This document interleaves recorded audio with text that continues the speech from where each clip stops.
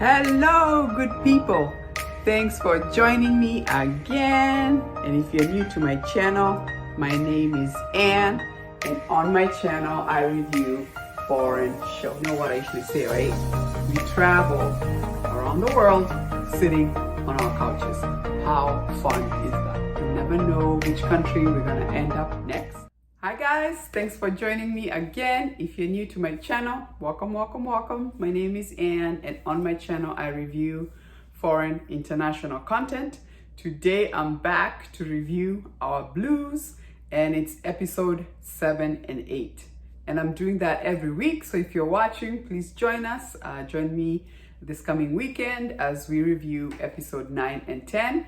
But let's get to episode 7 and 8. And all I can say is Hoshik and Ingwan, oh my God, the fighting was so heartbreaking. And then they showed us that they used to be really good friends. Like they were ride or die, and were really upset because we were always wondering, why are they fighting now that they're older? Like, what was the big deal? And really the explanation is that Hoshik used to be involved in gambling, where he gambled everything, and his daughter doesn't have anything to eat. So he goes to Ingwan and says, please give me some money so I can buy some food for my daughter. And Ingwan, who is like, really, now you're using your daughter to ask for money? Like, shouldn't you be ashamed about that?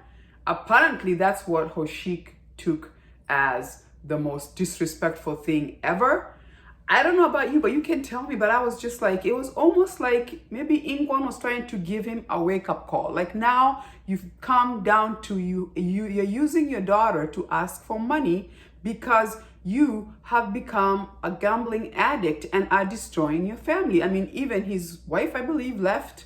It's like, why would you continue to do this? But then he gets upset because Ingwan told him the truth. He was like, it wasn't like it was the worst thing I ever said. So for him to like hold that grudge, not to mention he still did help him. He gave him the money.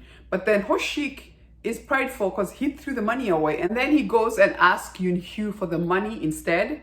It was like, okay, and then that's why you've been mad this whole time?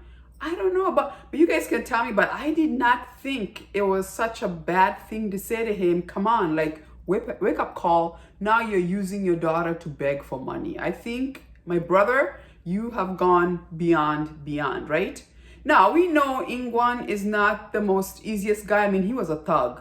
And we saw, because of him, with all the crazy thug stuff that he was doing, I believe it was his mother or mother-in-law who get hit by a car because of him. And I believe that's when he stopped becoming a thug and decided, okay, I'm gonna behave and I'm gonna raise my son. And also, obviously, his wife also left him, same thing. And I felt like when both kids, obviously, the reason why they're fighting is because the kids, his daughter, his son, they got together, they love each other, they got pregnant.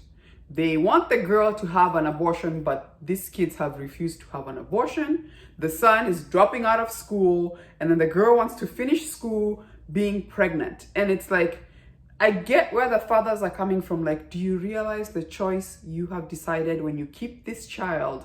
Your life is about to become very, very hard. Here we thought we sacrificing. I mean, he even talked about, do you think I liked cleaning pigs' intestines? But I'm doing this for you so you can go. He actually wanted his son. His son is very smart. He could become a doctor. But now he's being stuck with doing grown-up stuff. He dropped out of school and he's busy working with everybody else. Those women laughing at him like, oh, you want to come and do the same job like we are instead of going to school? That one woman who was laughing, I was like, she's laughing, but she's got a point, right? Like, you've got to love youth. They can never see beyond. It's always here. I applaud them for trying to keep the child.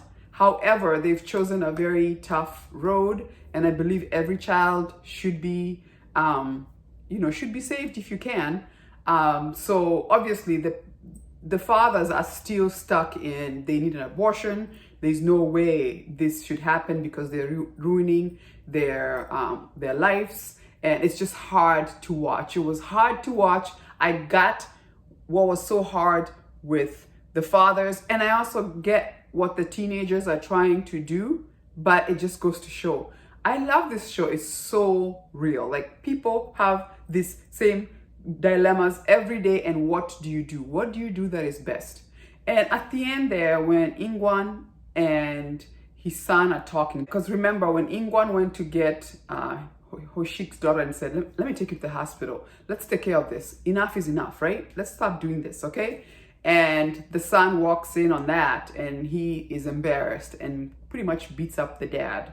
And then later they talk, and he goes, I have raised you. I'm always proud of you. And you chose to hit me, your father. And then they were sitting there crying. And then Hoshik, it looked like Hoshik was probably coming to talk to Ingwan, and he's watching them cry. And it was the most touching scene. Oh my God. And then for him too, same thing with his daughter. You know, his daughter has always known, oh, just leave my dad. He'll create a fuss, but he always gives in. And he was like, not today. I am not giving in about this. I cannot sit here and watch you destroy your life because of this baby when you have so much potential. It was really heartbreaking when he was like, you need to get rid of that garbage. Like, you need to get rid. That is luggage and garbage that you don't need right now. And she was like so offended, like, you're calling your grandchild garbage and luggage that I don't need, almost like this load. So she was like, is that what you think of me too? And that's when she left the house. And the way he was like, if you leave, I am not gonna beg you to come back. Okay, so think about that. So when she left, I was like, oh my God, oh my God. And then we saw Sion Ah, who, by the way, I know she said she slipped and fell in the water. No, she jumped. We all know she jumped. She was depressed.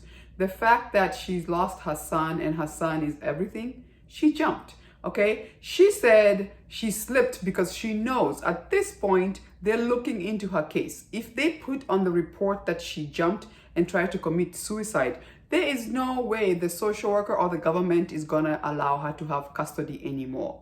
So I know she did jump, but she's gonna say I slipped to save, you know, her case. So hopefully she can see her son again. Maybe she thought she was gonna die, so she didn't have to explain, but they saved her. So now she had to change the story into I slipped into the water. I didn't know, like, jump, right? Just crazy. And then the story of Young Oak and Jojan, I still don't trust her. There's a story there. I know she likes him, but I'm almost feeling like, please be careful. There's a story behind. She's getting phone calls, like, who's calling her all the time? She's a flirt. So I'm still feeling like they need to tell us her story more. And here's to hoping that she doesn't have another boyfriend and is two-timing. Here's to hoping that maybe it's a family member that she's taking care of, and that's why she seems so secretive. But anyway, are you watching? Are you loving it? Another excellent, really excellent story. The acting is so good, and the issues that they're dealing with, the blues that they're dealing with is so real. Like, I feel for everybody, and I understand everybody's position.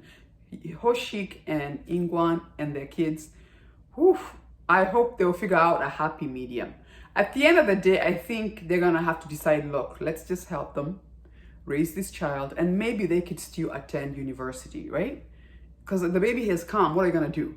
Like, at the end of the day, let's just raise this child, although they were so ready to retire and go enjoy their life finally, that their kids are going to college.